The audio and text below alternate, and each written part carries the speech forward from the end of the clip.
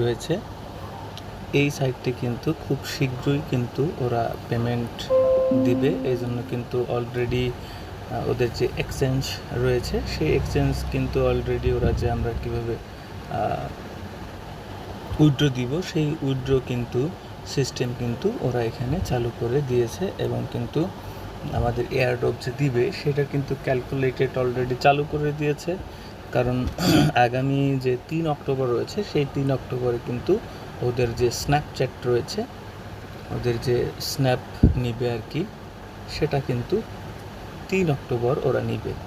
এবং আমরা ধারণা করতে পারছি হয়তো 8 থেকে 9 তারিখের মধ্যে যে লিস্টেড হওয়ার যে টাইমটা সেটা কিন্তু খুব শীঘ্রই কিন্তু হয়ে যাবে 8 থেকে 9 তারিখে। এবং আমরা যে প্রেডিকশন